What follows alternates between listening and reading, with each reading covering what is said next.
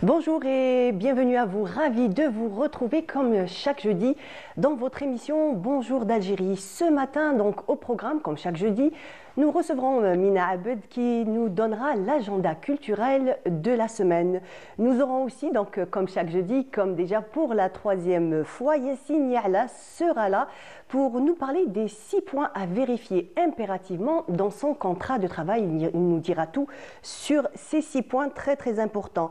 Nous parlerons aussi donc de la journée internationale de solidarité avec le peuple palestinien et nous recevrons Houssem Din Choublak, donc il est palestinien et nous parlerons donc de cet événement et des événements qui se déroulent en Palestine en ce moment.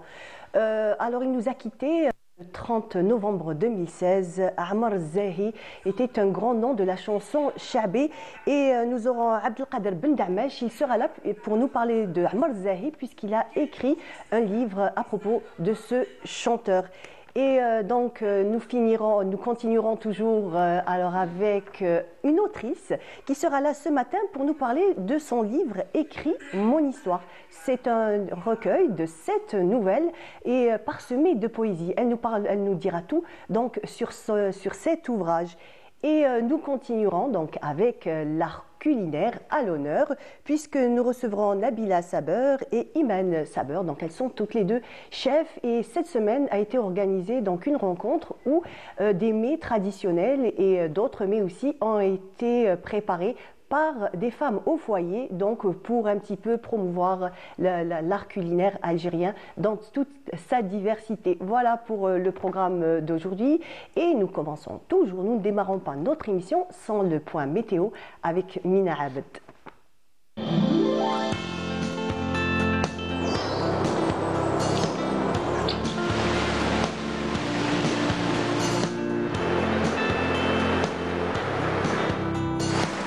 موبيليس تقدم لكم الأحوال الجوية. موبيليس معا نصنع المستقبل. Mina, bonjour. Bonjour Marie, bonjour à tous. Comment vas-tu? Ça va? Ça va, alhamdoulilah. Bon, on attend la pluie. Pas pour demain. Je sais que c'est pas demain, mais c'est dans les jours à venir. Non, pas bon, alors d'accord. On va se contenter puisque demain c'est vendredi. Si on où se promener. Alors quel temps il va faire aujourd'hui et demain? Aujourd'hui. Allez, très bien. Pour demain, ça sera à 19h. Allez, ça marche. Okay. Bon, bonjour à tous et très bon réveil. Un petit peu de brume, des nuages bas ce matin sur les régions côtières. Et puis le ciel restera dégagé, partiellement voilé à l'ouest, au centre, à l'est du pays. Voilé également sur la Saoura, le Nord Sahara et les oasis. Et puis on aura beaucoup de soleil vers l'extrême sud, le Hogar et le Tassili. Les températures de cet après-midi, eh bien, on notera sur la moitié nord des températures qui vont augmenter. On montera jusqu'à 27 degrés à Tlemcen, 25 degrés à Alger, 25 degrés du côté de Tizi Ouzou ainsi qu'à Annaba. Oran, 24 degrés à Alger, on notera 23 degrés à Batna, 24 du côté de Ghardaïa, 19 degrés à Bachar, 27 degrés à Tindouf, on notera 26 degrés à Adrar, 28 à Insalah et enfin 35 degrés pour l'extrême sud. On passe tout de suite à l'état de la mer. Pour cet après-midi, eh bien, on notera une mer calme, un peu agitée, à l'ouest et à l'est, agitée sur le centre, avec des vents entre 10 et 40 km/h à l'ouest et au centre, et entre 10 et 25 km/h vers la partie est. Encore une fois, excellente matinée et à tout de suite.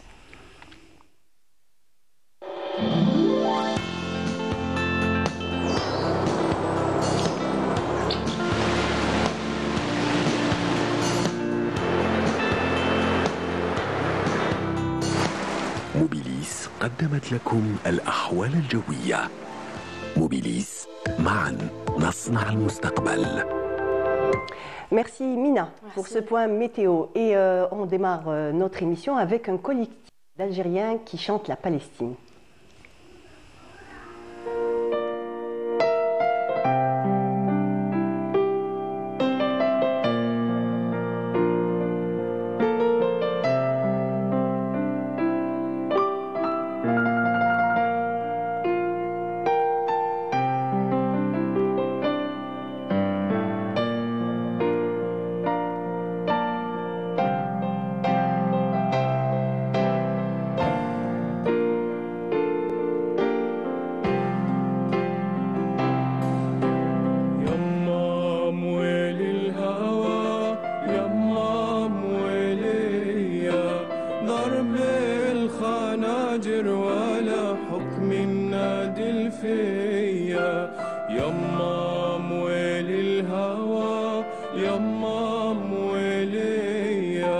ضرب الخناجر ولا حكم النادي الفيا ومشيت تحت الشتاء والشتاء رواني والصيف لما أتى ولع من نيراني بيضل عمر فدا نادر للحرية بيضل عمر فدا نادر للحرية يما مويل الهوى يما مويلية ضرب الخناجر ولا نادي الفيا يما مويل الهوى يما مويلية ضرب الخناجر ولا نادي الفيا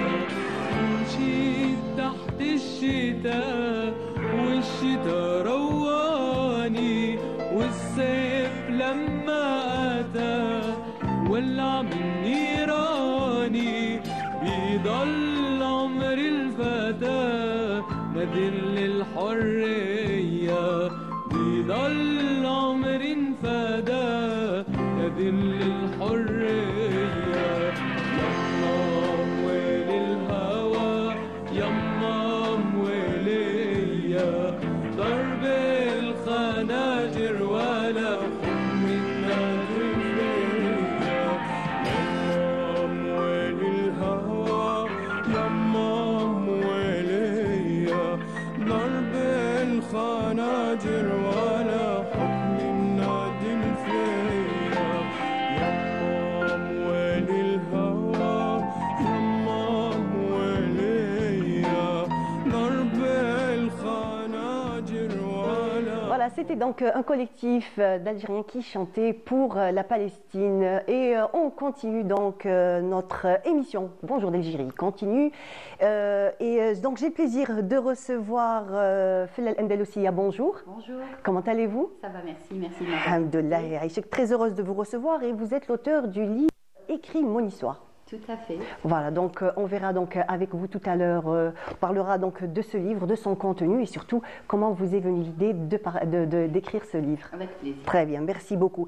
Et comme à l'accoutumée, Mina Abed, tu vas d'abord nous donner le programme de la semaine.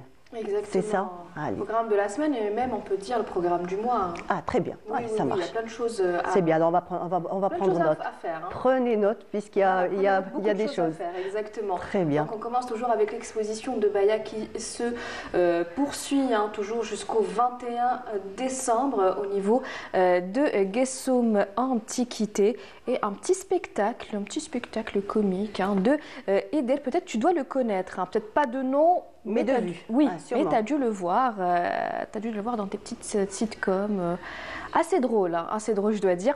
Donc, Eder Benaibouch, petit spectacle en toute intimité, du côté d'Artissimo. Donc, ça sera le 5, le 6 et le 7 à partir de 19h. Et le spectacle est intitulé Erreur. Erreur. Voilà. Très bien.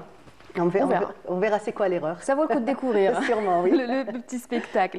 On continue avec une belle exposition de Abdelhalim Selami, Vibration chromatique du côté de la Villa Abdeltaif du 16 au 31 décembre. Donc allez-y, ça sera une très très belle découverte. Les musées, Myriam. Ah, c'est ma passion, j'adore. T'adores les musées? Ah oui, ah oui. Eh bien justement, ça tombe bien. Donc plein de musées à travers tout le territoire national ont un petit programme, des petits ateliers pour enfants et pour adultes. Ah, ça c'est bien. Voilà, surtout pour les vacances d'hiver. Donc le musée du Bardo, donc ça va commencer à partir du 21 décembre au 7 janvier. Donc il y aura un atelier d'art rupestre, atelier de fouilles archéologiques pour les passionnés d'archéologie et un autre atelier de tatouage traditionnel. Donc ça sera du 21 au 7 décembre au musée du Bardo. On continue avec le musée des Antiquités. Donc, ça sera tous les mardis pour les enfants, atelier pour les enfants, donc tous les mardis de 13h à 15h et pour les adultes, ça sera le lundi de 10h à midi, donc ça sera atelier mosaïque, peinture sur bois et céramique. Très intéressant. Vraiment très super intéressant. intéressant. Oui. Exactement. Donc, on continue avec le musée Ahmed Bey de Constantine. Cette fois-ci, ça sera du 25 au 2 janvier. Donc, c'est ouvert à tous, hein. Cette fois-ci, c'est ouvert à tous. Ça sera un atelier pédagogique pour les vacances d'hiver. Super. Donc, d'autres dates à partir de la semaine prochaine dans d'autres musées, notamment celui de Cherchel et de Sétif. Très très beau celui de Cherchel. Exactement. Un magnifique musée, vraiment. Il y aura vraiment des ateliers très intéressants du côté du musée de Cherchel et de celui Super. de Sétif. Donc, on continue avec l'exposition La baie d'Alger de Farid Benia. Donc, ça sera au niveau de la galerie d'art Benia et ça jusqu'au 18 décembre. À voir, franchement, une Exactement. très très belle exposition, Très vraiment grand à voir. artiste. Ah oui, un grand Ah oui, artiste. oui, oui. Un grand artiste et très particulière, hein, surtout avec ses toiles d'une grandeur très, on va dire, Exactement. qui n'est pas commune. Tout Voilà. à fait. Donc, allez-y, allez découvrir cette belle exposition. Et on termine, hein, comme d'habitude, avec les sorties cinéma de la semaine. Donc, le film Napoléon, hein, à partir du 1er décembre, hein, dans toutes les salles du côté d'Alger. Et un film d'animation très attendu, hein, pour cette fin d'année. Tu devines un petit peu? Toi qui aimes les films Ah, moi d'animation. j'aime, oui, mais là franchement, non, je ne sais pas. Alors, c'est le film Wish, Achat et La Bonne Étoile. À partir du 1er décembre également, c'est un film d'animation très très attendu par les enfants. Très bien. Bah, alors, les Voilà. enfants et les grands, hein, et les grands enfants aussi. Les grands enfants, exactement. Donc ça sera à partir du 1er décembre dans Ariad les salles de Fath. cinéma. Ariad Ah, Fath, très exactement. bien, très bien. Donc voilà pour les petites sorties de la Merci, merci beaucoup, Bina. Et maintenant, je te propose de découvrir avec nous donc le Fellal Andalousia. Alors, vous avez écrit un livre, Écris mon histoire. Donc, comme on peut le voir, c'est en fait 7 petites histoires. En fait, c'est 7 nouvelles Exactement. et parsemées de poésie. Tout à fait, tout à fait. Donc c'est un peu hybride, c'est la nouveauté.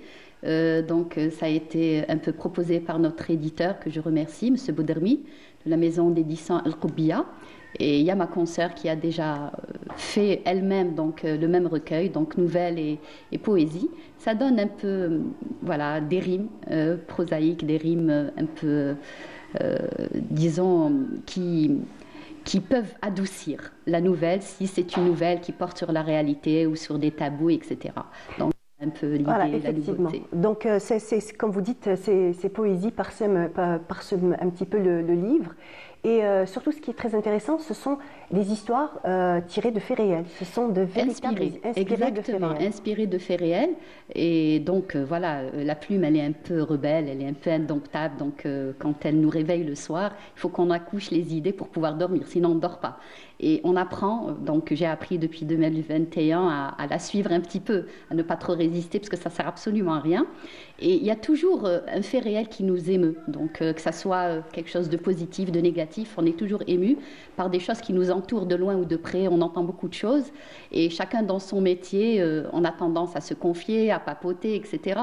Et ça a commencé à partir de là. Et c'est Vous avez exercé un métier, donc il y a Oui. quelques années en arrière, Oui, qui vous oui. a mené à rencontrer Beaucoup de personnes. beaucoup de personnes, Beaucoup de personnes, et oui. avec, on va dire, quand même des histoires assez tragiques. Assez tragique, et c'est des personnes, donc quand on est en mission, les gens savent que nous n'allons pas revenir. Nous sommes en mission, on revient chez nous, ils reprennent leur vie, nous normale. aussi. Donc voilà, en faisant les missions, ils ont tendance à nous raconter leur propre vie, surtout les villes d'intérieur, etc. Ils ont l'impression, voilà, de se confier. Il y a toujours ce tabou d'aller chez le psychologue. Chez nous, c'est un psychiatre, c'est pas un psychologue. Alors elles sont là, elles sont dans la confiance, on les met en confiance, on vient d'Alger et tout. Et c'est plein d'histoires, j'avais la tête avec plein d'histoires. Et peut-être aussi sans préjugés. C'est Sans surtout- préjugés, c'est surtout ça. exactement, exactement. Bon, c'était surtout des femmes, voilà, et on se retrouve, voilà, à les conseiller, on est un peu ému, on ne sait pas fois comment, mais on essaye de notre mieux de les soulager, de leur donner de l'espoir, et c'est ça un petit peu ce que je voulais faire ressortir dans mon recueil. Toujours qu'il y ait de l'espoir, même si c'est une petite lueur, mais je voulais que ça apparaisse dans mes petites nouvelles. Et ces nouvelles-là, donc depuis 2 ans, je les partage sur les réseaux sociaux, sur mes pages et des groupes de C'est littérature. très écouté en parlant de ça. Et j'écrivais tous les jours, au fait. J'arrivais à 7 h du matin au boulot, donc de 7 à 8 h, juste avant de commencer le boulot. Voilà, c'était comme un sport, comme un athlète qui se prépare. Donc j'ai été conseillée par donc une écrivaine française, Jacqueline Bruno, que je remercie. m'a dit tu dois t'entraîner, même ta plume elle va changer, elle va muter, Et effectivement, En fait, c'est réellement un exercice. C'est un exercice parce que c'est vraiment très serré. 1 heure, c'est très serré. Donc, on n'a que le descriptif. Et voilà, donc après 2 années, je me suis retrouvée avec une quinzaine de nouvelles et j'ai choisi celles qui m'ont vraiment Ça a été difficile. touchée. Ça a été difficile de choisir entre les 15. C'était spontané au fait. C'est les personnages, c'est les personnages qui vous disent non, c'est moi qui passe, c'est pas la peine de chercher. Et ensuite, il fallait retravailler donc les 7 nouvelles, complètement retravaillées. Et puis, il y a la fiction, il y a la création d'autres personnages.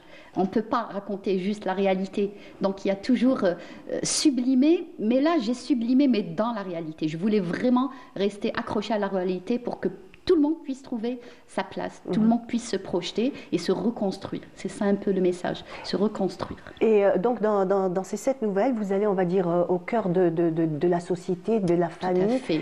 Des personnes vraiment. algériennes. Chez nous, oui, chez nous. Algériennes. Donc, vous parlez d'amour, vous parlez d'adultère, vous parlez de trahison. Vous avez abordé X, oui, Voilà. de tout ce qui se passe.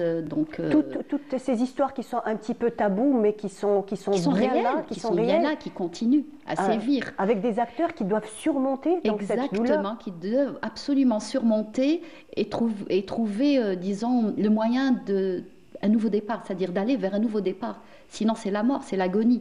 Et tant qu'il y a la vie, on peut pas, disons, il faut qu'on s'accroche. Et donc, je décortique un petit peu, avec un peu de sarcasme, un peu d'humour noir, etc., avec la sublimation extrême pour interpeller et dire c'est pas possible, ça peut pas se passer comme ça. C'est juste pour qu'on lise entre lignes, pour qu'on comprenne ce qu'on dit. Et j'ai voulu rendre hommage pour chaque nouvelle aux hommes et aux femmes. Là, j'ai été vraiment dans l'équité. Je n'ai pas voulu être taxée ni de féministe ni autre chose. Non, il y a des hommes aussi qui souffrent. Il n'y a pas que les femmes. Les femmes, on a le droit de pleurer, on a le droit à nishki, etc. Mais les hommes, c'est pas possible chez nous. Et j'ai été un peu la voix de toutes ces personnes parce qu'il y a de bons papas, il y a de bons maris. On n'a pas les statistiques pour parler. Donc voilà, on ne s'attarde jamais sur le côté homme, sur le côté... Et là, j'ai voulu vraiment parler des hommes qui m'ont ému par leurs histoires pour qu'il y ait vraiment une équité, une loyauté envers tous mes lecteurs. Voilà. Donc la première histoire, c'est des doigts de fée. Vous n'allez pas tout nous raconter, mais un petit peu comme ça, on va survoler un petit peu l'histoire. C'est vraiment la ça seule... se passe déjà. Oui, c'est la seule nouvelle qui m'est très très proche. Vraiment qui m'est très proche parce que Khéra, elle a existé, donc c'est une grand-mère. Et je voulais lui rendre hommage. En fait, au début, l'esquisse était prête, tout était prêt au fait. Et je me retrouve à Bab el Oued, Hamla de Bab el Oued. Vraiment, je ne sais pas pourquoi ma plume elle a été là, peut-être des anciens souvenirs, parce que donc mes grands-parents ils sont de Saint-Eugène et ma tante elle était à Bab el Oued, Hamla. Donc le 2e jour, je me suis retrouvée là-bas.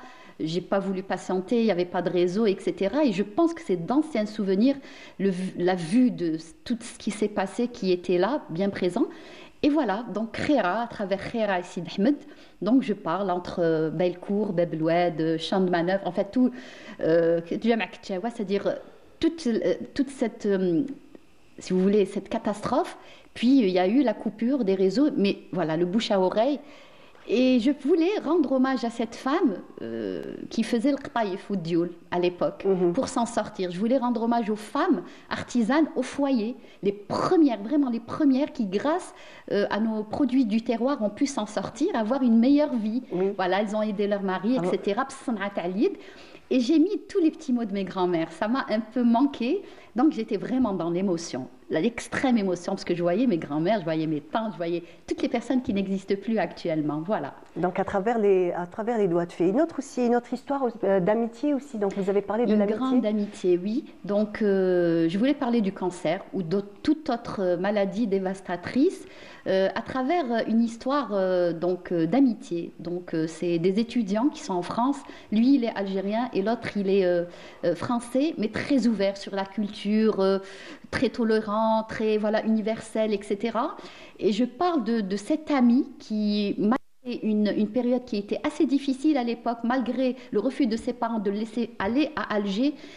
En Algérie, il est venu pour soutenir son ami quand il a disparu de la nature. À l'époque, il n'y avait pas encore beaucoup d'Internet, etc. Et voilà, je parle d'amitié, je parle d'amour, je parle de combat, je parle du rapport papa et fille du rapport garçon et maman, parce que c'est comme ça, le père c'est la fille, et le garçon c'est la maman. Voilà, je parle de tout ce qui devrait être, que j'espère sera. Voilà. Très bien. Donc, des histoires vraies, donc des histoires qui vous ont particulièrement touché. Oui. Allez, on va faire découvrir un petit peu comme ça encore aux téléspectateurs. Alors, je parlerai d'un autre. Donc, c'est aussi une histoire qui m'a vraiment touchée. Donc, c'est des amis lointains qui n'ont pas eu d'enfants et qui ont galéré, qui sont arrivés presque au divorce. C'était vraiment très, très très houleux, disons. Et puis, ils ont pris la décision d'adopter. Et ça, c'était une histoire, c'est-à-dire que j'ai suivi de près. Et donc, ils m'ont raconté comment ça s'est passé, l'adoption. Cette maman qui a dû abandonner ses jumeaux, cette maman qui s'est faite duper, qui était intellectuelle, etc. Et je parle ici de Fetha. J'ai été très loin. J'ai parlé... Ça veut dire quand on cède durant le Fetha, ça veut dire qu'on est marié chez le bon Dieu, mais ça n'empêche pas qu'il y a des conséquences si on n'attend pas qu'on parte chez le mari, etc. Et j'ai voulu vraiment attirer l'attention des parents, des jeunes filles, des adolescentes, et de leur dire faites très attention, on peut tomber sur voilà, des manipulateurs, des gens sans foi, peuvent nous duper, on se retrouve dans la galère et voilà, on se retrouve tout de suite en tant que fille mère qui sont carrément et ces enfants brisés. qui ne demandent pas à naître, qui n'ont rien demandé, qui se retrouvent à galérer en tant qu'enfant né sous X. Et donc là, c'est une lettre pour t'aimer. Donc c'est cette maman qui, au 8e mois de sa grossesse, elle écrit une lettre à ses enfants parce qu'elle a décidé de les donner en adoption.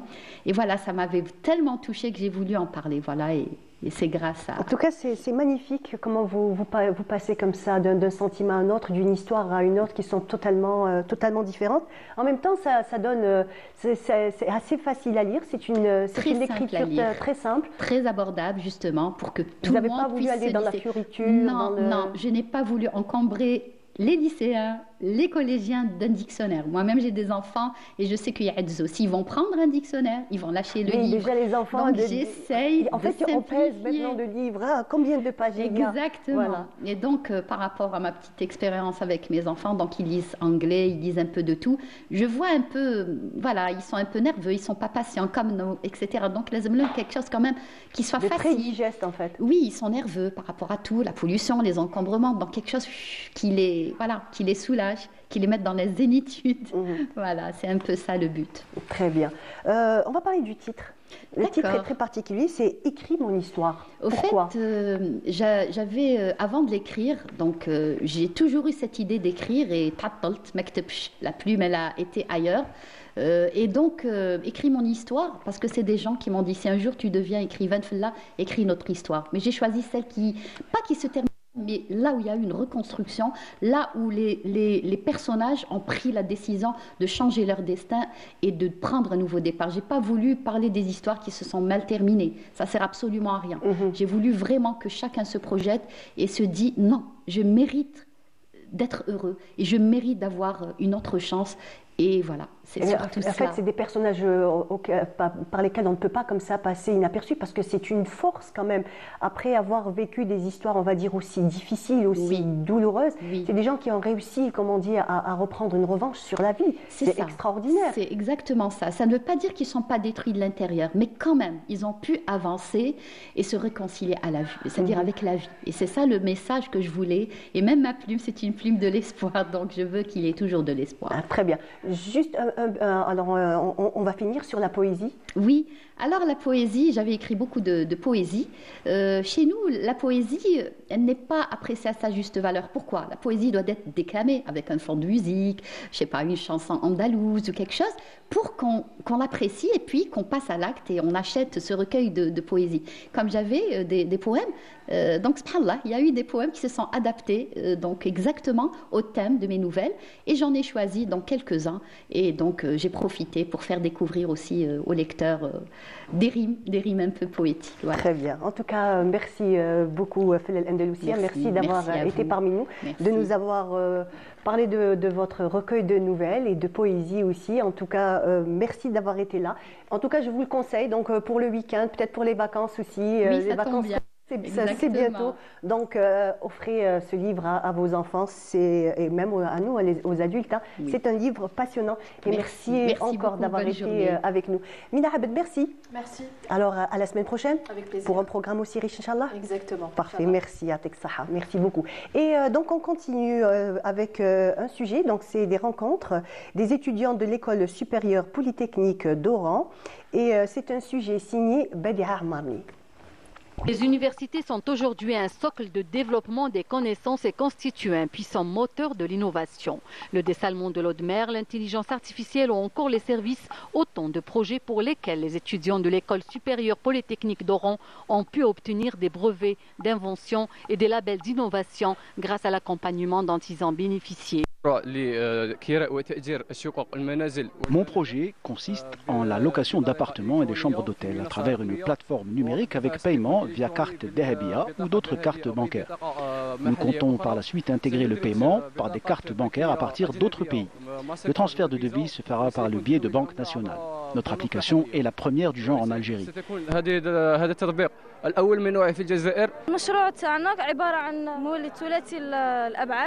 Notre projet consiste en un générateur 3D que l'on place au large et qui produit de l'énergie électrique propre grâce au courant et au mouvement des vagues. Nous accompagnons tous les projets innovants des étudiants depuis le début jusqu'à la création de leur start-up. Les responsables de l'école organisent régulièrement des rencontres et des séminaires pour maintenir en permanence le lien entre l'université et les opérateurs économiques. Ce partenariat doit être efficient en impliquant pleinement les deux parties, l'université d'un côté et les opérateurs économiques de l'autre. Il ne faut pas oublier que la locomotive du développement de l'économie nationale démarre à partir de l'université.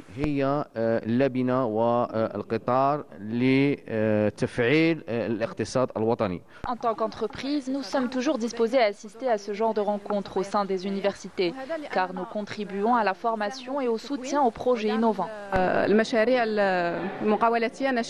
L'école polytechnique d'Oran s'est fixée pour objectif d'améliorer les compétences et d'accroître l'efficacité et l'efficience en mettant en place un écosystème entrepreneurial intégré. Il faut souligner que l'école a déposé 29 brevets d'invention dans différents secteurs d'activité. Voilà, donc c'était un sujet signé Badia Armarni et comme je vous l'avais annoncé, Yassine Yalla est avec nous. Bonjour Yassine. Bonjour Myriam. Comment vas-tu? Très bien. Alhamdoulilah. Alhamdoulilah. En tout cas, très heureuse de te recevoir. Aujourd'hui, je crois qu'on va tirer nos loupes, non? Oui, exactement. D'accord. Oui. Donc, nos loupes pour vérifier tous les points que constitue un contrat de travail.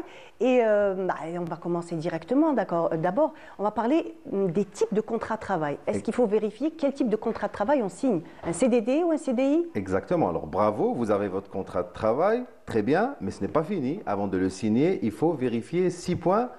Avant de signer votre contrat de travail. Le premier point qu'on vérifie, c'est le type de contrat qu'on a. Est-ce que c'est un CDI ou est-ce que c'est un CDD? Un CDI, comme je l'ai dit le jour où je suis passé la première fois, lorsque la rubrique a commencé, le CDI est appelé le contrat normal. Pourquoi c'est un contrat normal? Parce que c'est la norme, on a toujours un CDI. Le CDD est un contrat exceptionnel et il doit être écrit. Le contrat exceptionnel doit être écrit. En fait, l'entreprise est souveraine. Elle peut très bien donner des CDD à ses employés, à condition qu'il y ait 2 conditions. C'est-à-dire qu'il faudrait que 2 conditions soient remplies pour que je puisse donner un CDD à mes employés. La première condition, est-ce qu'il s'agit d'un poste organique? Je m'explique, c'est-à-dire ce poste, est-ce qu'il fait partie de l'organisation de l'entreprise? Est-ce que ce poste est nécessaire pour le fonctionnement de l'entreprise? Je te donne un exemple. Si aujourd'hui je recrute un responsable comptabilité pour mon entreprise, le responsable comptabilité, j'en ai besoin aujourd'hui, demain, après-demain, la semaine prochaine, dans 2 ans, dans 3 ans, dans 10 ans, tout le temps. C'est-à-dire, c'est un poste que je ne peux pas avoir en CDD. C'est un CDI qu'il faut établir pour ce poste-là. D'accord. Mais si on a besoin, si nous avons aujourd'hui notre responsable comptabilité et qu'on a besoin d'une équipe de comptables, juniors ou seniors même, pour étoffer l'équipe. Pour une petite période. Pour une petite période parce qu'il y a un surcroît de travail ou autre, là on peut faire appel à des comptables en CDD. D'accord. Voilà. Et la deuxième condition, justement, je termine, la deuxième condition qui doit être remplie pour le CDD, c'est Alors la première, j'avais dit qu'il ne faut pas que ça soit un poste organique. Et la deuxième, c'est une erreur que beaucoup d'entreprises commettent, c'est un point que beaucoup d'entreprises oublient, c'est le motif du CDD. Quand vous établissez un CDD à quelqu'un, ça ne suffit pas de dire que c'est un CDD, il faut dire pourquoi c'est un CDD. Ok ? D'accord. Tout simplement en ajoutant une toute petite phrase, ce contrat est établi conformément à l'article 12, qui est l'article des CDD, de la loi 90-11, qui est le Code du travail, l'alinéa 1, 2, 3, 4 ou 5. C'est-à-dire, j'explique pourquoi je recrute en CDD. Ça ne suffit pas également de dire que c'est uniquement l'article 12, il faut aussi dire pourquoi je recrute en CDD. Voilà. Donc, je vérifie le type de contrat, si c'est un CDI ou un CDD, et surtout si ça correspond à ce qui a été discuté le jour de l'entretien. Ah, très bien, donc on a bien compris. Donc l'employeur décide on va dire, du type du contrat de travail. L'employeur est souverain. L'employeur est souverain à condition que les deux conditions, excusez la redondance, soient remplies. Très bien, très bien. Alors, un autre point à vérifier, Yassine, l'intitulé du poste. C'est très important. Exactement, c'est le deuxième point. Le premier, c'est le type de contrat. Le deuxième, c'est l'intitulé du poste. Il est important que je vérifie que je signe pour le poste auquel j'ai candidaté, pour le poste auquel j'ai postulé, pour si ce poste-là correspond à mon profil, à mon expérience professionnelle, à mon parcours académique, et surtout si ça correspond à ce qui a été discuté le jour de l'entretien. Parce que ceci va clairement vous positionner directement dans l'entreprise. Si aujourd'hui j'ai fait de la RH toute ma vie et je suis recruté en tant que responsable comptabilité, il y a quelque chose qui ne va pas. Il y a quelque chose qui ne va pas. Donc ça correspond vraiment à au poste auquel j'ai candidaté. Très bien. Voilà, donc. Encore autre chose? Non, ça ira pour le deuxième point. Ça ira. Donc pour l'intitulé du poste, donc bien vérifier l'intitulé du poste. L'intitulé du poste. On a aussi une question très importante, le salaire. Bien sûr, le salaire, c'est le troisième point très important à vérifier. Qui doit être stipulé sur le contrat. Stipulé sur le contrat, c'est une clause obligatoire. Donc, on va en parler un peu plus longuement parce que le salaire, ça intéresse tout le monde. Ça intéresse tout le monde. Donc, forcément, lorsque vous êtes recruté, vous avez un contrat de travail, type de contrat, intitulé du poste, salaire. Je vérifie le salaire. Encore une fois, c'est la même chose. Je vérifie est-ce que ça correspond à ce qui a été discuté le jour de l'entretien. Est-ce que ça correspond à la grille salariale de l'entreprise s'il y a une grille salariale. S'il n'y a pas de grille salariale, est-ce que ça correspond à ce que j'ai négocié aussi. Et aussi demander si... il ne faut pas hésiter à se rapprocher de la direction des... Justement, c'est ce que j'allais te demander. Est-ce qu'on peut se rapprocher donc, de la direction des ressources humaines pour avoir un peu plus de détails? J'ai envie de dire, on doit se rapprocher de la direction des ressources humaines pour avoir des détails justement sur le salaire. Surtout quand il y a beaucoup de points qui entrent en jeu dans le calcul de la paye. Si tu prends par exemple l'exemple des entreprises publiques algériennes, il y a beaucoup de paramètres qui entrent en jeu pour le calcul de la paye. Si par exemple aujourd'hui j'ai un salaire de base ou un salaire net ou un salaire brut qui doit figurer sur mon contrat de travail, je vérifie le montant, est-ce que ça correspond à ce qui a été discuté, et je me rapproche aussi de la DRH ou du service paye, du département paye, et je demande des questions, je pose des questions par rapport, si je suis responsable d'équipe, si j'ai une signature qui est engagée, si j'ai une responsabilité civile, si j'ai une responsabilité civile et pénale, si je suis par exemple dans les finances, dans la comptabilité, dans l'audit, j'ai une responsabilité civile et pénale, j'engage ma signature à l'extérieur. Là, forcément, les employeurs peuvent inclure une prime de responsabilité. Il faudrait demander s'il y a une prime de responsabilité, numéro 1. Numéro 2, je vois aussi s'il y a une IEP, une indemnité de l'expérience professionnelle. Beaucoup d'entreprises publiques, et même des entreprises privées aussi, elles incluent l'IEP, l'indemnité de l'expérience professionnelle, dans le calcul de la paye. Alors rapidement, j'explique dans un langage très très simple. L'IEP, ce sont vos années d'expérience qui sont prises en considération dans le calcul de la paye. Pour le barème, ça dépend de chaque branche, ça dépend de chaque convention collective et ça dépend de chaque usage interne à l'entreprise. Mais sur présentation des certificats de travail de mes anciens employeurs, là, je peux bénéficier d'un IEP. Ce n'est pas une obligation, mais si certaines entreprises l'appliquent, là, ça devient en faveur de l'employé. Je vérifie aussi si j'ai une ITP. une indemnité de Qu'est-ce que- travail posté. D'accord. J'explique. Et c'est quoi? Voilà, pour les gens qui travaillent en système de shift, de brigade. Si vous êtes un agent de sécurité, si vous travaillez dans un call center, si vous travaillez dans une usine, 3x4, 24 heures sur 24, D'accord. une équipe qui ne s'arrête Donc, jamais. ça nous amène à travailler les week-ends, les jours de fête. Exactement. Voilà. L'ITP, l'indemnité de travail posté, comme tu le dis, ça paye, si tu veux, le désagrément causé par le fait de travailler un week-end, une soirée, une matinée, très tôt le matin, Oui. très jour tard férié. la nuit, un jour férié, l'Eid, voilà, 1er novembre, etc. D'accord. Donc je vérifie, j'avais dit prime de responsabilité, s'il y en a, l'IEP, l'ITP, je vérifie aussi les heures supplémentaires. Si je suis appelé à faire des heures supplémentaires occasionnellement, comment sont-elles rémunérées? Est-ce que je prends une récupération? C'est dans la pratique de l'entreprise, ou bien les heures supplémentaires sont rémunérées. Sont rémunérées. Il faut savoir aussi que les heures supplémentaires, c'est occasionnel, on n'en fait pas tout le temps. Oui. Et il ne faut pas faire plus de 32 heures supplémentaires par mois. Autrement, l'employeur devra trouver une solution. Et la solution, c'est soit recruter parce qu'il y a trop de travail pour une personne, Oui. ou bien réfléchir à une solution qui est très très simple, qui est d'inclure, et là ça m'amène à mon prochain point, d'inclure une IFSP, l'indemnité forfaitaire du service permanent. Si tu veux, dans un langage très simple, c'est une indemnité qui paye les heures supplémentaires quand on n'en fait pas beaucoup. Mais elle est forfaitaire. Que tu sortes à 16h30 ou que tu sortes à 18h, elle t'est versée en tout état de cause parce que tu restes au-delà des heures de travail 1 à 2 fois par semaine. Mais ce n'est pas tout le temps. Je vérifie aussi les avantages en nature. Si j'ai des avantages en nature, s'il y a des bonus, s'il y a un 13e mois, s'il y a une prime de rendement individuel, une prime de rendement collectif, s'il y a une prime d'intéressement, etc.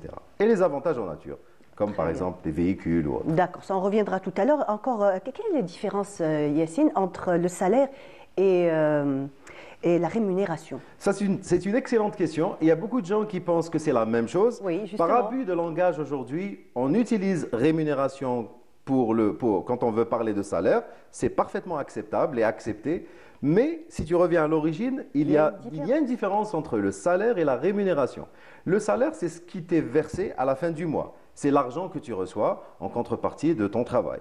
La rémunération, c'est le salaire plus tous les avantages. Ah, d'accord. Toutes les primes, tous les bonus, et un véhicule de fonction, un laptop peut-être, une puce de téléphone illimitée, des appels à l'international, c'est tout ça la rémunération. Ah, très bien. Voilà. Alors, on va parler aussi d'un autre point, qui est le lieu de travail. Le lieu de travail, type de contrat, premier point à vérifier, l'intitulé du poste, deuxième point, le salaire, on en a parlé longuement, Oui. c'est le troisième, et le quatrième, c'est le lieu de travail. Idem, je vérifie si ça correspond si j'ai un département, si je suis affecté à un département, s'il y a un lien de subordination, ok, et où est-ce que je vais travailler, si ça a été discuté, comme ça a été discuté le jour de l'entretien, est-ce que je serai à telle direction, à une direction rattachée, à une annexe, comme ce qui a été discuté le jour de l'entretien. Et aussi, je vérifie, en parlant de lieu de travail, je vérifie si j'ai une clause de mobilité sur mon contrat de travail. Alors, la clause de mobilité, c'est quoi exactement, c'est une clause de mobilité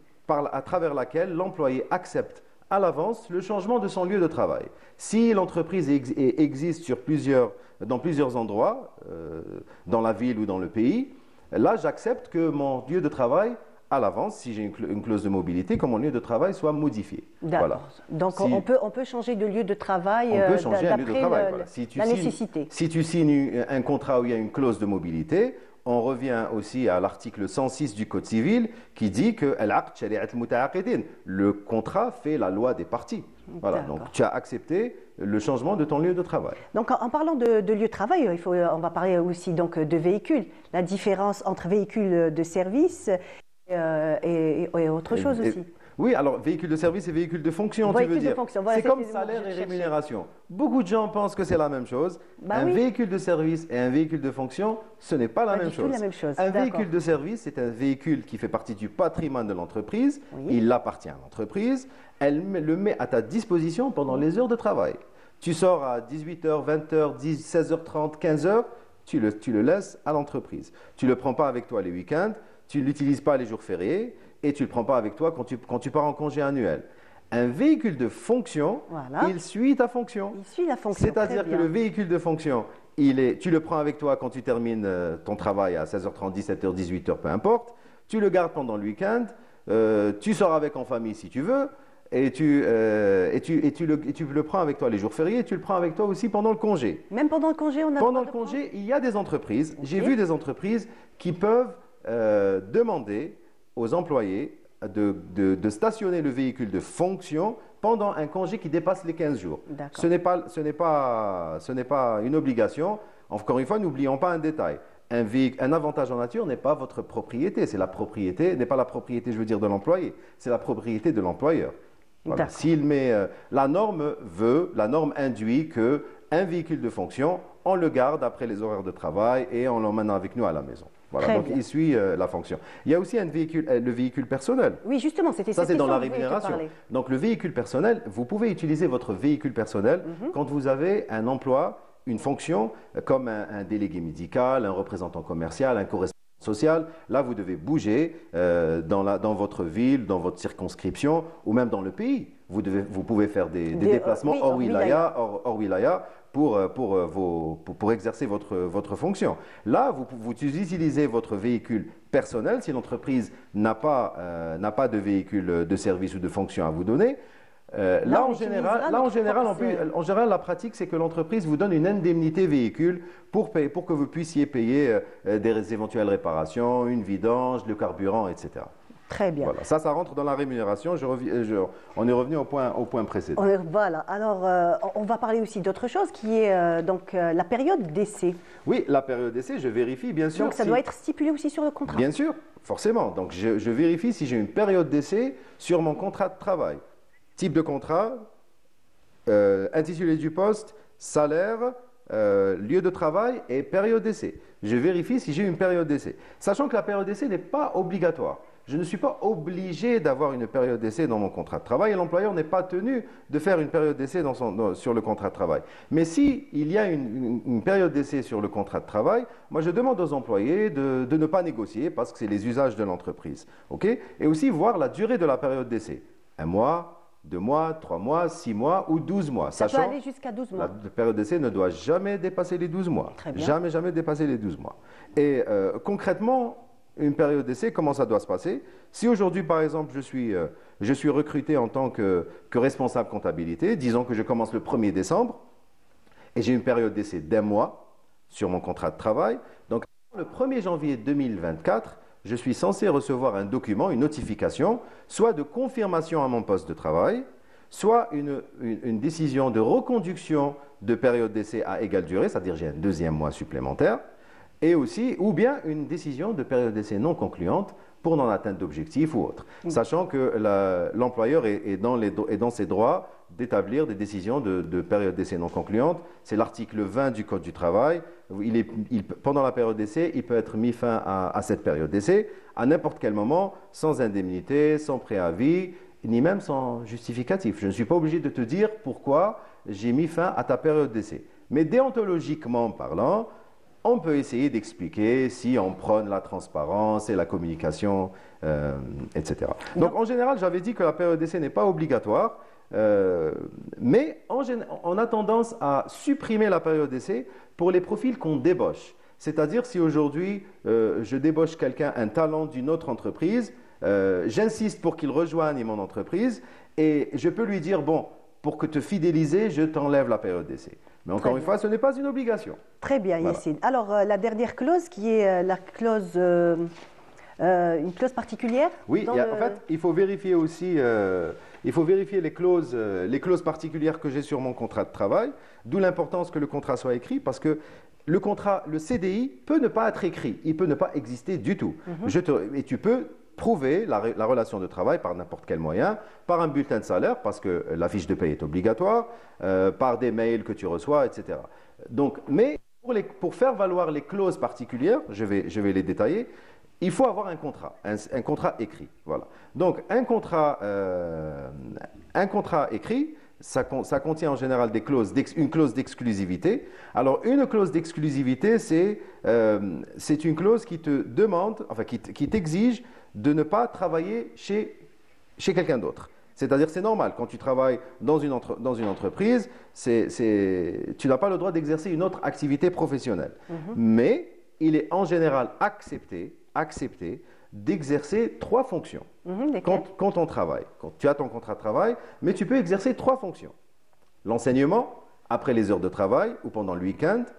Le coaching sportif, tu peux coacher des équipes de sport après les horaires de travail ou le week-end. Ou bien le travail dans une association caritative, que tu sois rémunéré ou de manière bénévole. Donc en général, ça c'est permis. Mais quand on a une clause d'exclusivité sur son contrat de travail, même ces points-là, qui sont en général autorisés, on ne peut pas les exercer. Donc on vérifie si j'ai une clause d'exclusivité, je vérifie aussi si j'ai une clause de confidentialité, et je n'ai pas besoin d'avoir une clause de confidentialité. Cela va de soi, quand tu travailles dans une entreprise, tu es appelé à connaître des secrets internes, des secrets professionnels, tu prends connaissance d'un procédé de fabrication de quelque chose, donc elle t'interdit la clause de confidentialité de divulguer l'information. Et si toutefois il s'avère que toi en tant qu'employé ou moi ou quelqu'un d'autre a divulgué une information secrète, une information confidentielle, là ça ne relève plus du social, ça ne relève plus du civil, mais ça relève carrément du pénal. C'est l'article 302 du Code pénal qui punit justement toute divulgation d'informations à l'externe. Très bien. Voilà. Merci beaucoup Yassine. Un dernier point ? Un dernier point, il faut vérifier aussi la clause de non-concurrence. Si j'ai une clause de non-concurrence sur mon contrat de travail, alors la clause de non-concurrence, elle interdit à l'employé de rejoindre une entreprise concurrente. Après sa démission. Soit une entreprise concurrente, soit même dans le secteur. Mais attention, il y a 2 conditions pour la clause de non-concurrence. La première, elle est limitée dans le temps. 1 année, 2 ans, c'est-à-dire je ne peux pas t'interdire toute la vie de travailler chez un concurrent, mais après 1 année ou 2 ans, en général, c'est la norme. Et aussi, elle est limitée géographiquement. Si aujourd'hui, par exemple, je travaille dans une entreprise X à Alger, et demain, je suis dans l'obligation de me déplacer, de vivre à Ouargla, et je quitte mon travail à Alger, je peux très bien travailler chez un concurrent à Ouargla parce que la clause de non-concurrence, elle est limitée géographiquement. Très bien. Merci beaucoup Yassine. Je t'en prie. Merci pour toutes ces précisions. Aujourd'hui, franchement, on en connaît un peu plus sur le contrat de travail qu'on passera peut-être 6 points. Les 6 points à vérifier. Merci beaucoup Yassine pour ta présence ce matin avec nous. Et on continue, donc Bonjour d'Algérie continue. Et là, je vous propose d'écouter une chanson palestinienne et on revient juste après.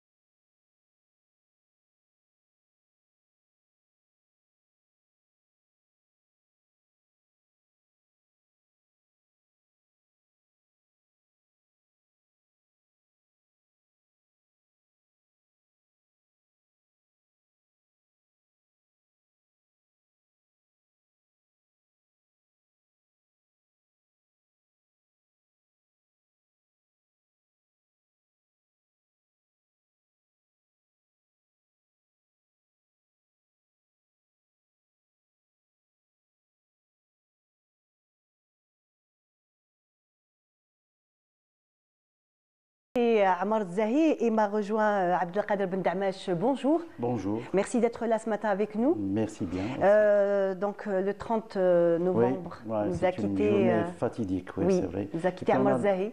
On a le droit, le devoir de dire et de le rappeler à tous les téléspectateurs, à tous les Algériens, à tous les fans. Et puis on a beaucoup Effectivement, donc c'est ce que nous faisons ce matin dans notre émission Bonjour d'Algérie. Donc pour tous les téléspectateurs, donc nous rappelons donc le 30 novembre nous quittait Ammar Zahi. Et Monsieur Bentamash, vous avez fait un très bel ouvrage à propos d'Ammar Zahi, un très beau livre. C'est pour la mémoire. Et puis il le mérite. J'ai pris la décision d'écrire un livre ou de ramasser toutes les informations sur Ammar Zahi, Cheikh Ammar Zahi, à partir du moment où j'ai vu ce moment où on devait l'enterrer, ce jour-là.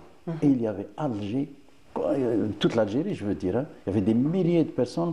C'est à ce moment-là que j'ai dit, ce monsieur, il a besoin d'être consacré dans l'histoire avec un livre et un beau livre. Voilà. D'accord. Donc parlez-nous un petit peu donc, du livre, comment vous avez recueilli. Vous l'avez connu, j'imagine. Bien sûr. Bon, il n'a pas beaucoup parlé, lui. Hein. Beaucoup de gens me disaient à l'époque comment quelqu'un n'a pas beaucoup parlé, puis vous réussissez à nous donner un livre de 400 pages. C'est vrai que ça a été mon métier, moi aussi, de chanter chabé. J'étais chanteur chabé quand j'étais jeune.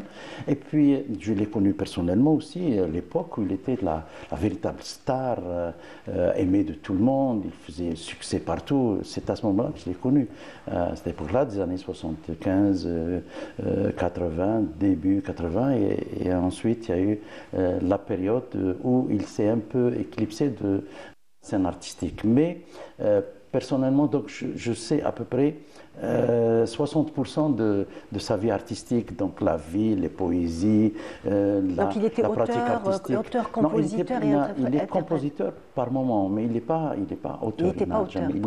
Il a chanté, il n'a interprété que les textes des autres. D'abord du patrimoine, qu'il aimait beaucoup, qu'il adorait, les grands poètes que sont Sidi Rekhter Makhlouf, Nemsei, Ben Treki, Ben Debbah, tous ces noms comme ça de la poésie qui ont fait le bonheur de la poésie melhoun algérienne, et je précise bien ça.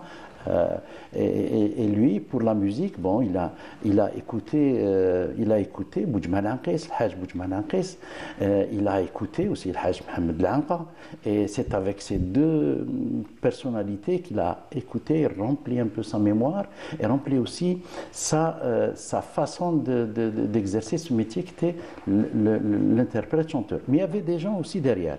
Des gens derrière lui qui s'appellent le Hajj Bouhadjadj bzaf autour de lui, qui lui donnait les chansons, qui l'organisait sur le plan de la musique, des stikhbarat, de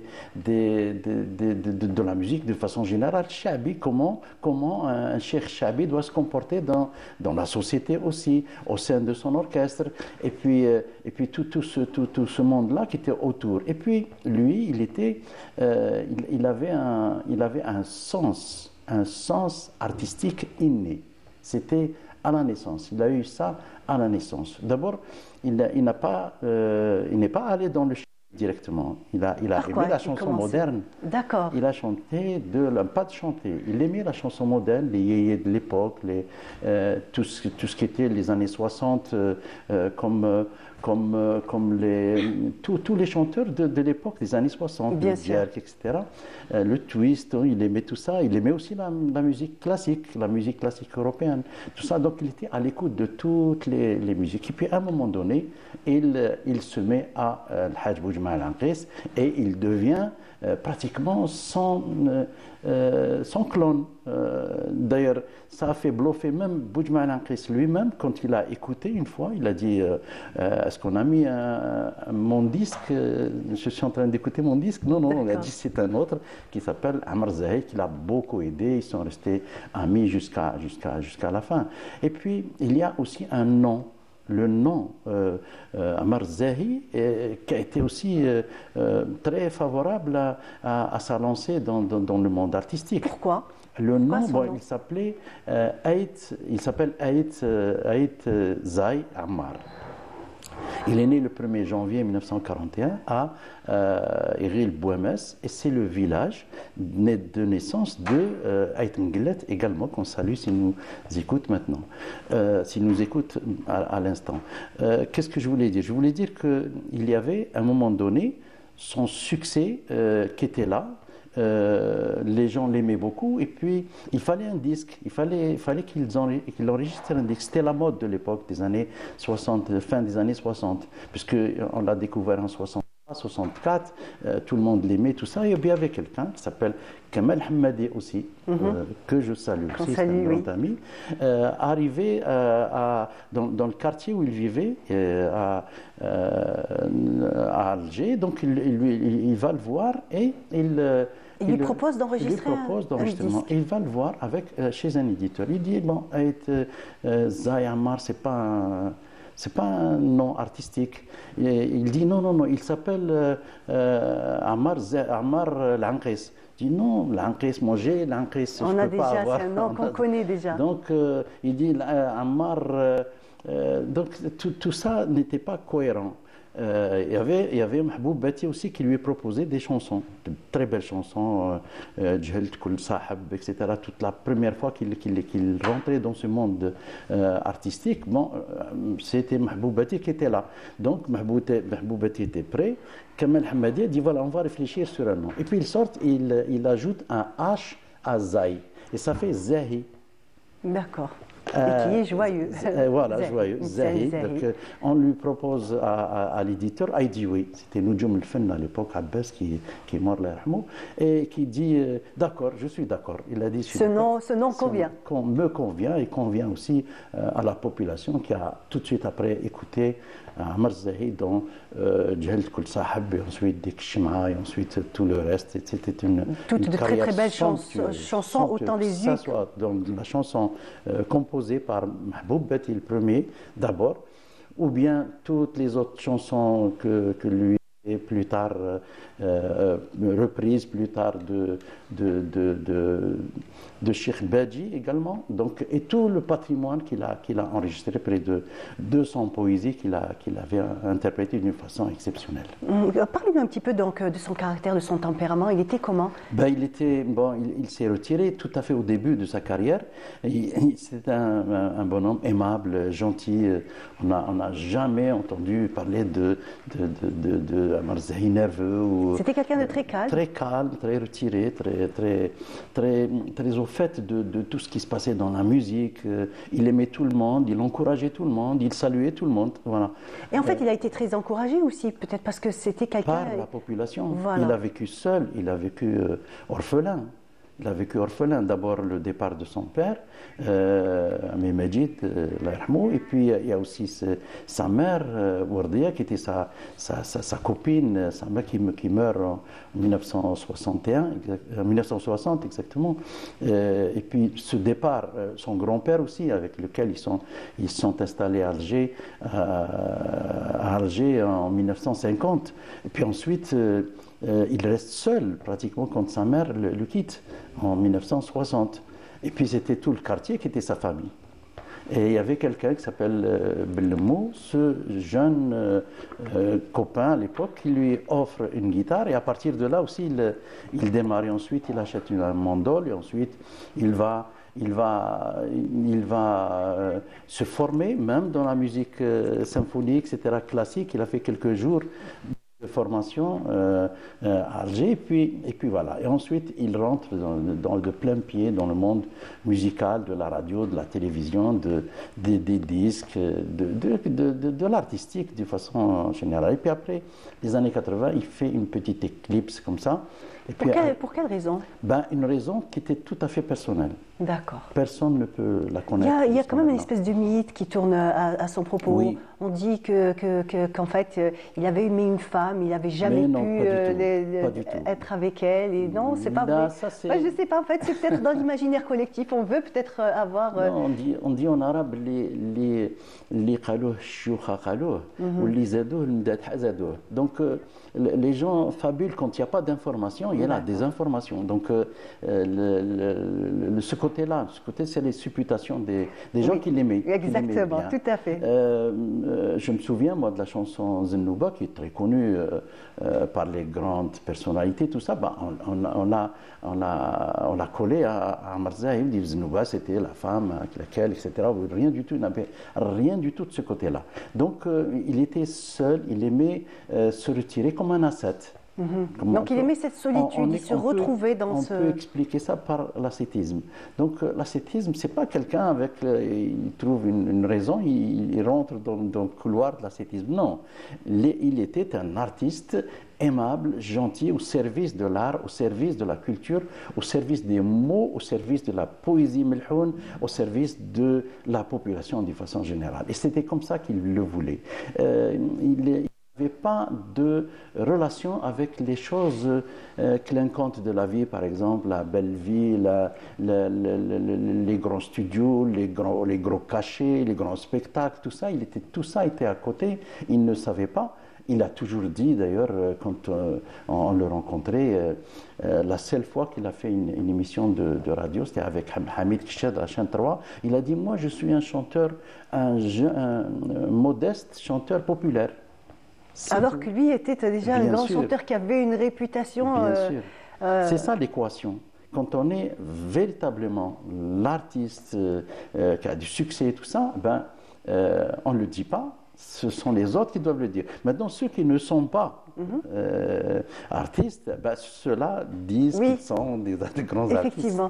Mais c'est vrai que les vrais artistes, que les gens qui ont réellement du talent restent toujours dans le doute. C'est des gens qui continuent quand même à douter, à se dire, et surtout peut-être rester dans cette simplicité qui l'accompagne et peut-être qui l'inspire. La vie artistique qu'a vécu Ammar Zahi, c'est la simplicité et la modestie. En plus de ce que lui a donné son maître direct qui était avec lui, resté avec lui pendant pratiquement 20 ans, c'était Cheikh Qaddour Bachtabji. Ça, c'est un monsieur qui lui a donné toutes les arcanes du métier d'artiste, du métier de chanteur shabi, parce que chanteur shabi n'est pas simplement un interprète de chansons. C'était quelqu'un qui véhiculait l'identité, qui véhiculait la culture, l'histoire, qui véhicule un mode de vie musical. C'est tout ça en même temps, Cheikh Ammar Zahi et le chanteur Shabi aussi, qu'incarnait ce monsieur, ce personnage qui s'appelle Cheikh Ammar Zahi.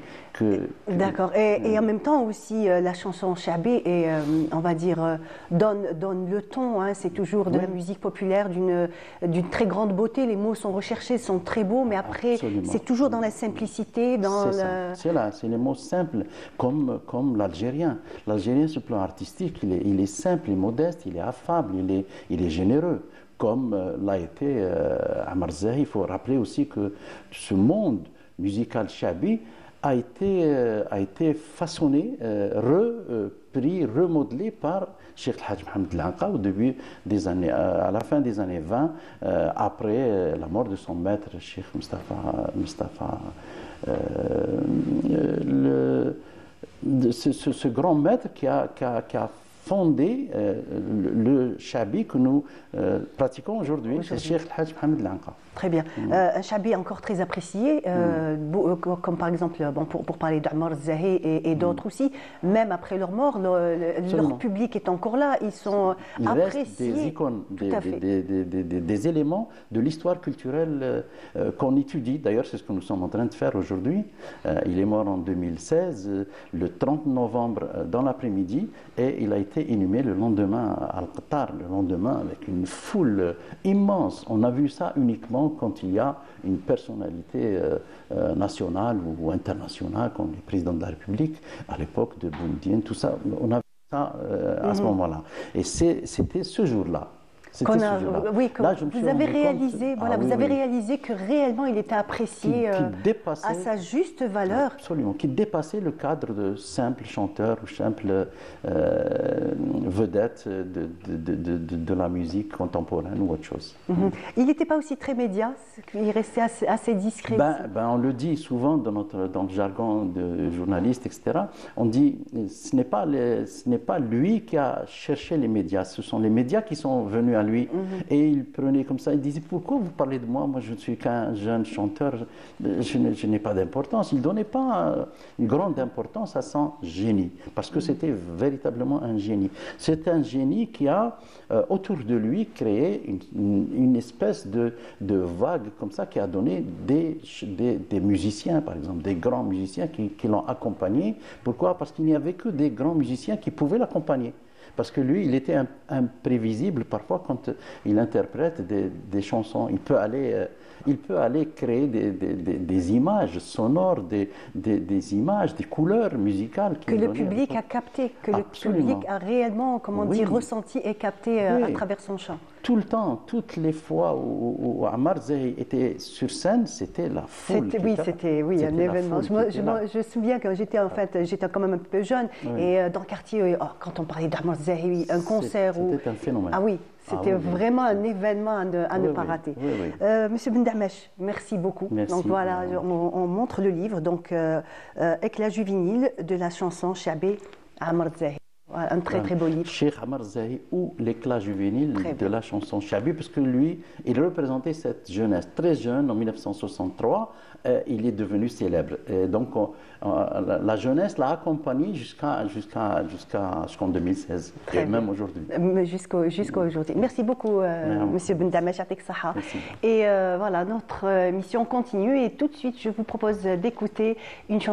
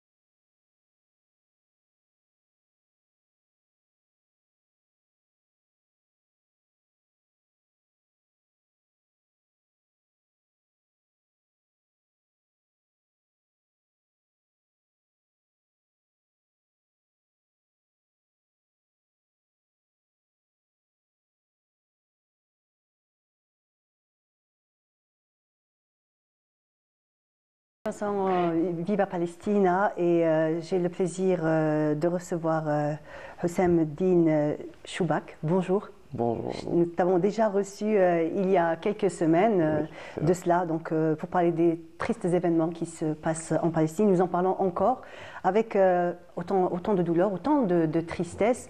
Mais bon, aujourd'hui nous allons parler de la journée internationale de la solidarité avec le peuple palestinien.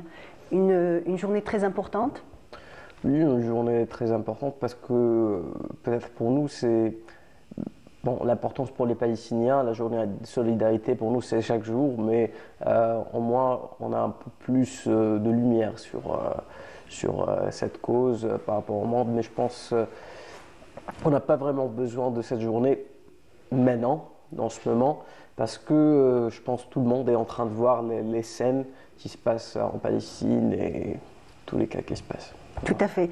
Tout le monde, on va dire, a vu, voit encore donc tous ces crimes qui sont commis pratiquement au quotidien. Et en fait, surtout la cause palestinienne a été mise en lumière, on va dire, hélas, tristement, avec des milliers de morts. Mais en fait, quand même, le drapeau de la Palestine a été porté dans le monde entier ces dernières semaines. Oui, c'est vrai parce que les dernières semaines étaient vraiment un paysage, qu'on peut dire, du résumé des 75 ans qu'ils ont passés, des génocides qu'ils ont passés par la Palestine. Alors, génocides qui sont passés sous silence. Sous silence, sûrement sous silence. Maintenant, on a un peu, on peut dire, un privilège. Genre, on est en train de mourir, certes, mais on a un privilège il y a le média, il y a le personnel, on peut voir toutes ces scènes par nous-mêmes. Et pour nous, en tant que Palestiniens, c'est devenu un privilège parce que tous ces génocides passaient sous la lumière et maintenant on a plus de gens qui sont en train de voir ça. Il y a des gens qui supportaient l'occupation parce que par manque d'informations, et surtout beaucoup de désinformations qui ont tourné autour de... Oui, manque d'informations parce que on peut dire à la fin, pas pour nos médias, mais surtout les médias western. On parle à l'international. On partait tout le temps pour le côté israélien, mais maintenant même les gens qui sont en train d'entendre tous ces médias peuvent savoir la vérité parce qu'on n'a pas besoin d'avoir une humanité de plus pour réaliser ou des neurones de plus pour savoir qui est dans le vrai, qui est dans le faux. Alors, effectivement. Ouais. Effectivement, donc tout le monde a été, on va dire, a été happé par ces scènes de violence. C'est des scènes, on va dire, pratiquement inédites, qui n'étaient pas comme ça sur les médias à l'international. Mais grâce aux réseaux sociaux, on voit en temps réel tout ce qui se passe, tous ces crimes qui sont commis. Et en fait, tout le monde est touché, du plus petit jusqu'au plus grand, à travers donc des vidéos qu'on peut voir sur tous les réseaux sociaux. On voit que même des enfants adhèrent à cette cause, prennent conscience de la gravité et surtout du manque d'humanité qui est en train de se passer. Oui, bon, Gaza n'a jamais cessé de donner des martyrs pour cette cause. On voit aujourd'hui il y a plus de 10 000 martyrs, les 50% sont des enfants. Et quand on dit des enfants, on ne dit même pas moins de 18 ans, on dit moins de 14 ans. Parce que si on parle moins de 18 ans, encore plus le pourcentage. Hier, des chiffres ont été donnés, c'est 6 250 enfants qui sont morts depuis le 7 octobre. Et encore, hier, un événement très triste, puisque 2 enfants encore ont été assassinés froidement hier. Exactement. C'est le point que je voulais parler. C'est ça. J'ai mentionné Gaza parce que quand on parle de la cause palestinienne, on mentionne toujours Gaza parce que Gaza, comme j'ai dit, n'a jamais cessé de donner des martyrs, mais la cause palestinienne est toute la Palestine. Hier, on a vu 2 enfants qui ont été tirés dessus par l'IDF. Un des 2 avait 9 ans, l'autre 11 ans. Ça, c'était pas à Gaza, c'était à Jenin. Alors voilà, genre le West Bank, Gaza, ça se passe partout, mais genre cette cause, peut-être on peut dire que Gaza a payé cher, surtout les jours qui ont passé. Et voilà, on voit les gens, on voit même les enfants qui ont une force vraiment incroyable. Nous, on est des étrangers, loin de notre terre, et on est en train de mourir chaque jour en voyant ces images. Et je peux voir dans peut-être les yeux de mon père, peut-être dans mes propres yeux, où j'ai réalisé que je suis beaucoup moins fort de ce que je pensais. Hier, on était en train de parler. J'étais avec mes amis de la fac, on était en train de parler avec des Palestiniens, des amis, qu'on était en train de jouer avec eux du football juste au Ramadan. Ils sont partis à Gaza, maintenant ils sont morts. Et pour nous, c'était incroyable, on ne pouvait pas vraiment croire que... Oui, on imagine donc la tristesse et la cruauté. C'est comme vous dites, tous les jours vous mourrez, on va dire un petit peu, vous ressentez cette douleur. Et vous avez bien fait de parler des enfants puisque Il y a énormément donc, de photos, de vidéos d'enfants d'un courage extraordinaire et surtout cette narguer un petit peu avec leur sourire, ces sourires qu'ils accrochent malgré la mort qui rôde autour d'eux. Ils gardent le sourire et surtout l'espoir de voir la Palestine libre un jour. Inch'Allah. On a tous cet espoir parce que on est né avec ce genre d'espoir et on vit et même on meurt pour cette cause. Moi aussi, aujourd'hui, j'essaie de faire quelque chose, mais des fois, je sens c'est inutile, mais en même temps, genre la moindre action fait la différence. Boycotter fait la différence. Partager les stories, ces scènes fait la différence. C'est de partager ces informations et de faire une action qui fait quelque chose. Je sais, on supporte tous la Palestine et surtout l'Algérie, elle a toujours été avec la Palestine. Moi, je suis algérien avant que je sois palestinien, je suis né ici. Mais c'est les actions, c'est les petites actions qu'on pense que c'est inutile qui font vraiment la différence. On voit aujourd'hui les plus grandes instituts, les plus grandes sociétés au monde qu'on a boycotté. On voit vraiment une différence parce que comme j'ai dit, c'est ces petites actions qui font vraiment la différence. Tout à fait, ces petites actions sont très importantes et surtout, on voit beaucoup de peuples dans des pays, on va dire, sont en contradiction, on va dire, avec tout ce qui est droit de l'homme. Mais par contre, les peuples sont là, sortent, font des manifestations.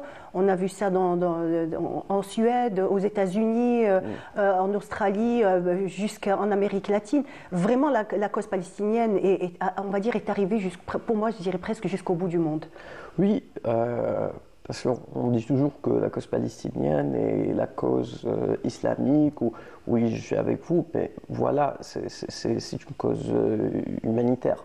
On n'a pas besoin d'être musulman, chrétien ou juif pour être avec la cause palestinienne. Déjà, la preuve, on voit aujourd'hui des juifs orthodoxes qui sont avec la cause palestinienne, des vrais juifs qui sortent, ils disent qu'on n'est pas avec l'occupation, on est des Palestiniens, on est né en Palestine.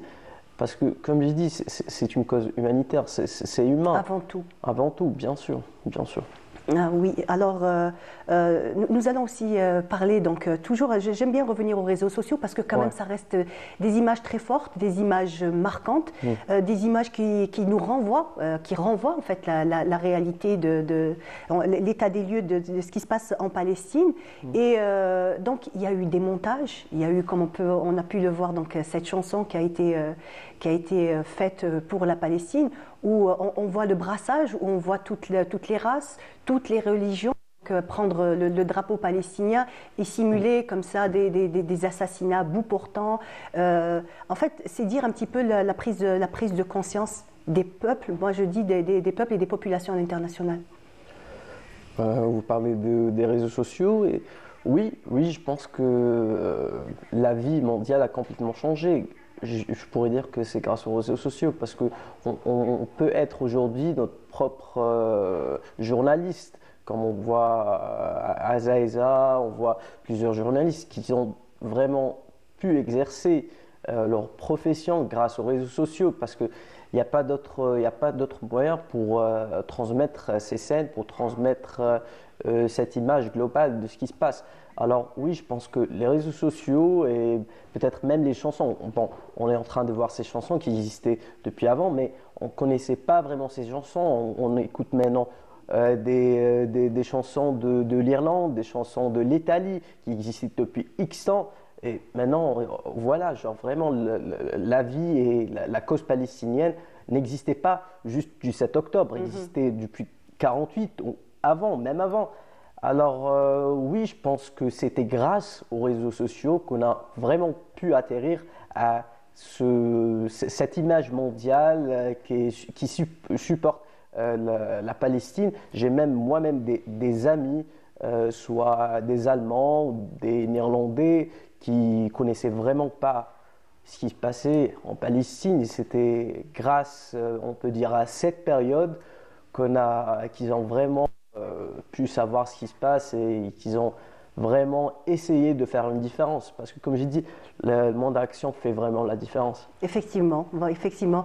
Donc on a voulu étendre la lumière sur Gaza, mais en fait on n'a fait que mettre la lumière sur Gaza pour le monde entier. Merci beaucoup. Merci d'avoir été parmi nous. Je suis vraiment ravie donc, de t'avoir parlé et de parler encore de la cause palestinienne qui nous tient à cœur. Et nous essayerons toujours de rester là pour parler de la Palestine. Merci beaucoup. Et je vous propose tout de suite d'écouter une chanson palestinienne et on revient juste après. بعضكم يا أهل فلسطين شدوا بعضكم ما ودعتكم رحلة فلسطين ما ودعتكم عوارك صيني لاشتف بالحبر عوارك صيني يا فلسطيني علي جرالش يا فلسطيني شدوا بعضكم يا أهل فلسطين شدوا بعضكم ما ودعتكم رحلة فلسطين ما ودعتكم عوارك صيني لاشتف بالحبر عوارك صيني يا فلسطيني علي جرالش يا فلسطيني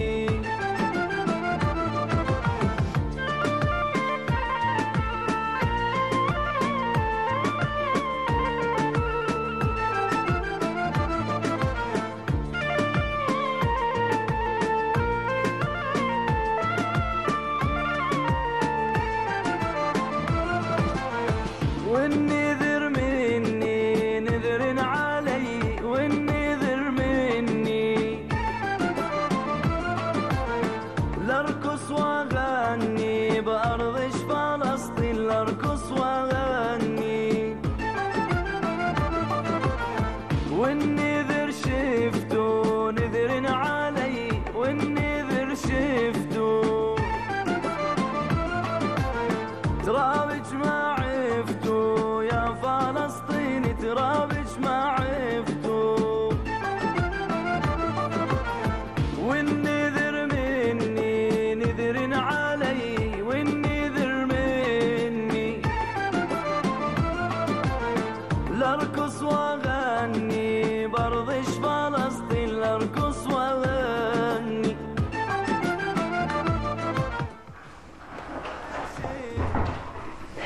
De retour sur notre plateau, dernière ligne droite de notre émission Bonjour d'Algérie. J'ai le plaisir de recevoir Chef Mezrenda. Bonjour. Bonjour. Comment allez-vous? Mariam, ça va, alhamdoulilah. Merci beaucoup pour l'invitation. Merci d'être là. Allah yasselmak, merci beaucoup.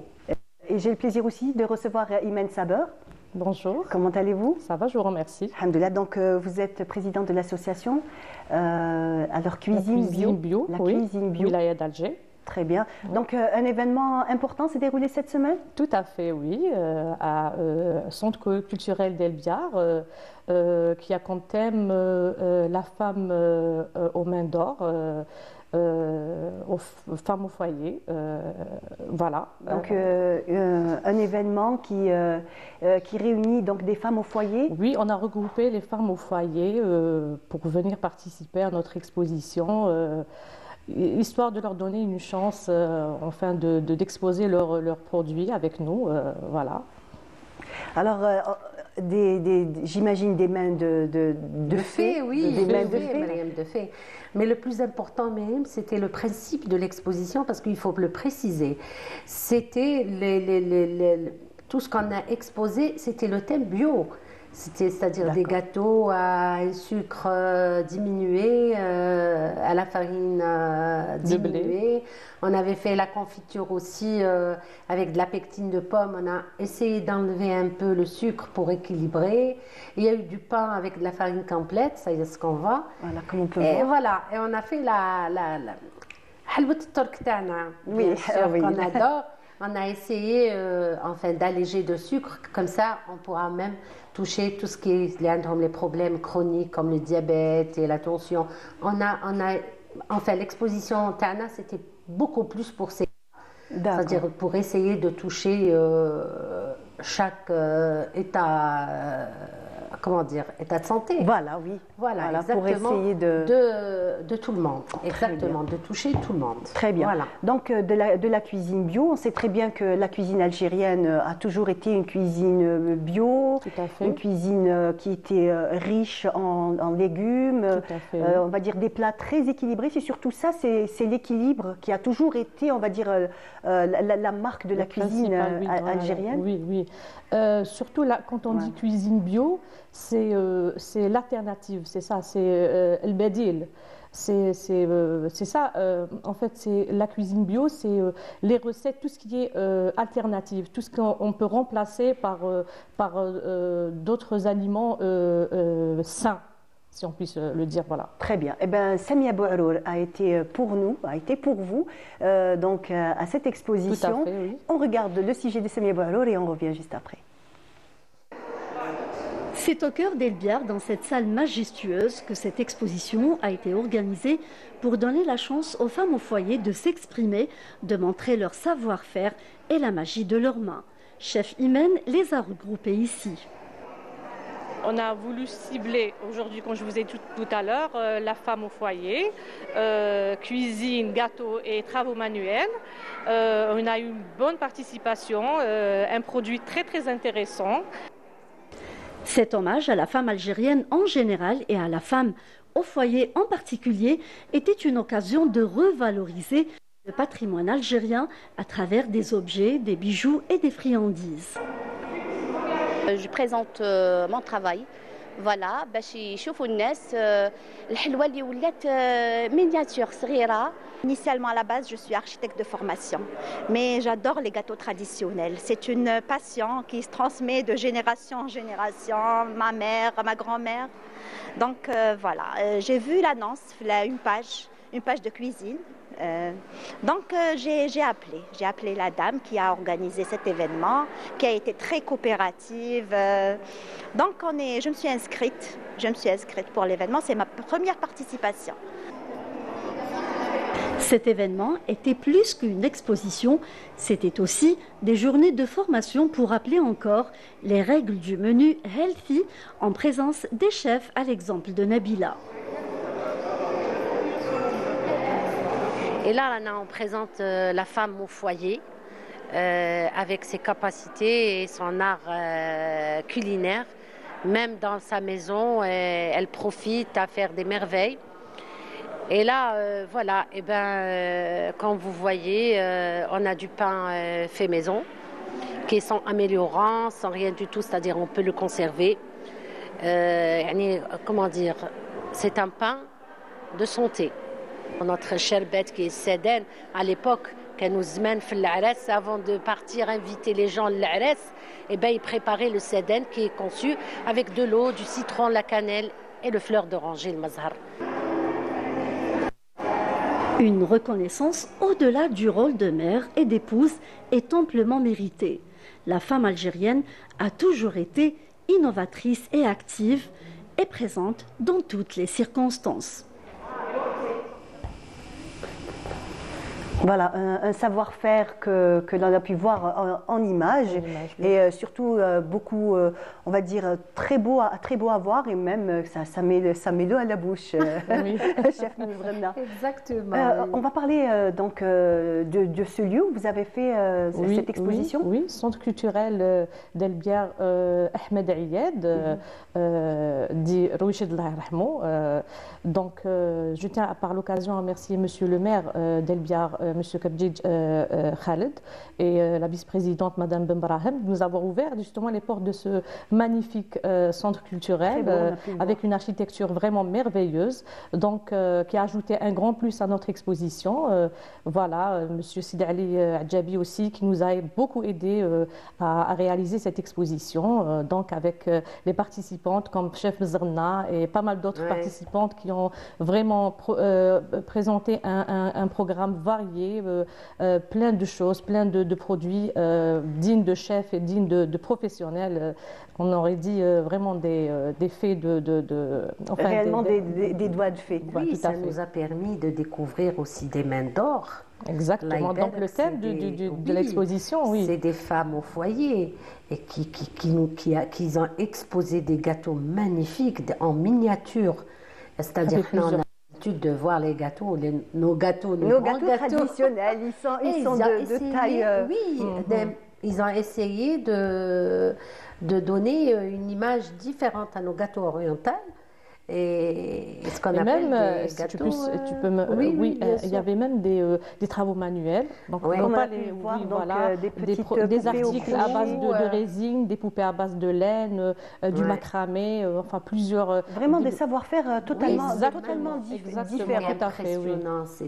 Et c'est dire la richesse, c'est surtout. Et c'est tout simplement des femmes au foyer. Très bien. Voilà. Un travail à plein temps et qu'il faut, on va dire, on va tout remettre le contexte. Les femmes au foyer ont un métier à part entière, donc c'est un travail 24 sur 24, pas toujours rémunéré. Exactement. Voilà, donc on leur rend hommage et on a essayé aussi, Mariam, de préserver aussi. On a donné un côté de préserver notre patrimoine algérien.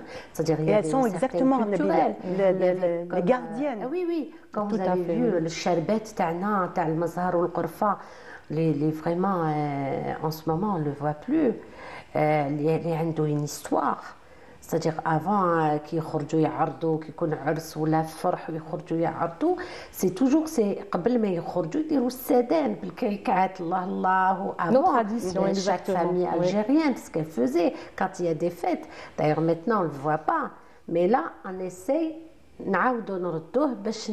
donc garder le patrimoine et garder toutes ces traditions. Il est magnifique. Tout à fait. Notre patrimoine algérien, il est magnifique. Il est riche donc, aussi. Il est très riche.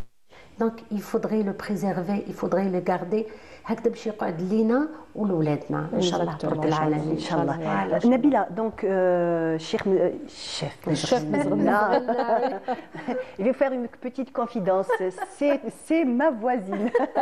On habite dans le même quartier. Voilà, donc chef Mizrna, vous avez préparé des confitures en fait. Oui, c'est du miel de jardin. Il est allégé.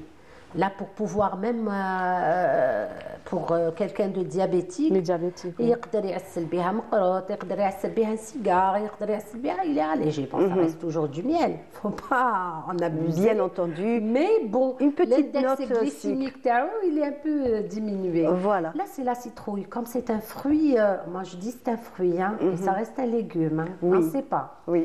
Donc maintenant, on le trouve les 4 saisons. Il est là. Oui, effectivement. Donc, comme c'est un fruit que vraiment il faut en profiter. Surtout pour les gens qui ont un problème d'autisme. Ils ont des enfants qui ont un problème d'autisme. La citrouille comme ça en confiture avec des noix. Avant de sortir, c'est-à-dire le matin, pour son fils une cuillère le matin, il est très bénéfique pour lui. Surtout les bienfaits de la citrouille, c'est vrai, sont reconnus. C'est plein de vitamines, c'est plein d'autres. Alors d'autres recettes, chef Mizrna. Toujours avec la citrouille et le miel. Toujours la même chose. Citrouille. Là, j'ai ramené la citrouille et le miel. وكاين معجون تاع الرمان en ce moment qu'on est en train de pas mal de confitures on les a pas inventées. Donc justement, on n'invente pas, on garde précieusement. Il fait partie de notre patrimoine.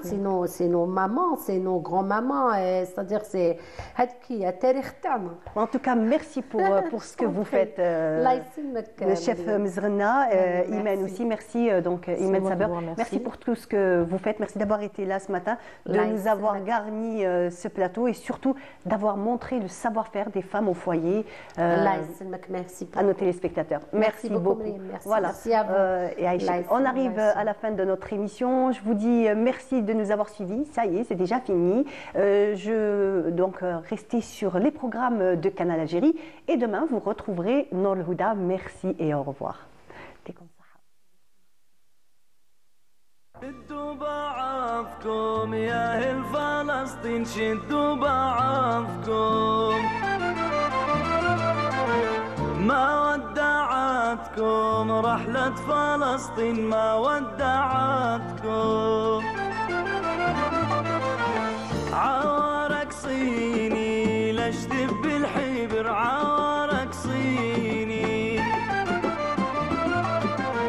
يا فلسطيني علي جرالش يا فلسطيني